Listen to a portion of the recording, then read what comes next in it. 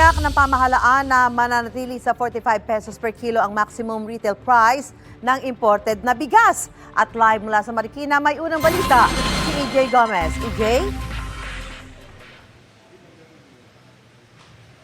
Susan, sabi nga ng Agriculture Department, posibleng manatili ang 45 pesos na kada kilo ng imported na bigas sa mga palengke. Yan yung maximum suggested retail price. Dahil daw yan sa patuloy na hidwaan sa pagitan ng Israel at Iran.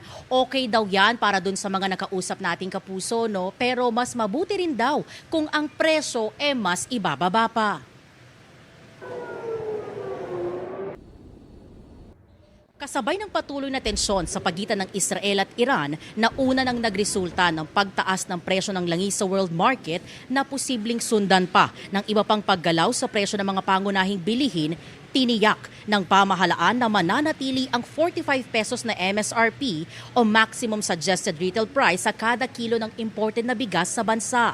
Ayon kay Agriculture Secretary Francisco Chu Laurel Jr., mananatili ang MSRP habang sa mas stabilize ang presyo sa merkado.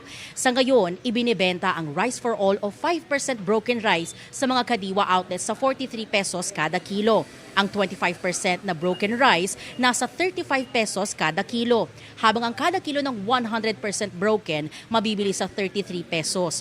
Dito sa Marikina Public Market, nasa 50 pesos hanggang 63 pesos ang kada kilo ng ordinaryong local rice, habang ang premium mabibili sa 60 hanggang 63 pesos ang kada kilo. Ang imported rice naman gaya ng hasmin at yung inaangkat mula sa Thailand, ibinebenta sa 49 pesos kada kilo. Sabi ng mga nakausap nating mamimili, bukod sa mapanatili ang MSRP, sana raw mas mapababa pa ang presyo ng bigas. Ayon naman sa ilang nagtitinda, mabenta sa ngayon ang imported na bigas. Yung bentahan sa ngayon kasi okay naman, tuloy-tuloy naman, wala namang mababang sales. Maganda yung inabisuan na maaga yung mga Pilipino para nakapag-prepare sila, nakapag-ready, nakapag-budgeting din yung mga bawat pamilya. Pero mas maganda sana kung i-maintain nila, pati mas maganda kung bababaan na lang din. Maraming naghihirap na Pilipino, hindi maka-afford lang 45 pesos eh. Eh kung itataas pa, di ba? Mas mahirap yun sa atin. Hindi naman natuloy yung pangako na 20 pesos, di ba? Kung kaya pang ibaba hanggat hindi pa nagkakaroon ng recession, dapat ibaba pa.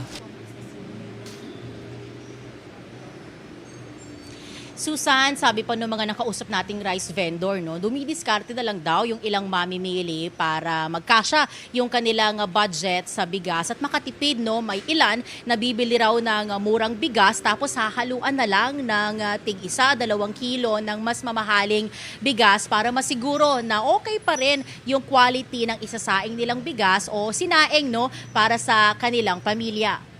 At yan, ang unang balita mula rito sa Marikina City. EJ Gomez para sa GMA Integrated News. Gusto mo bang mauna sa mga balita?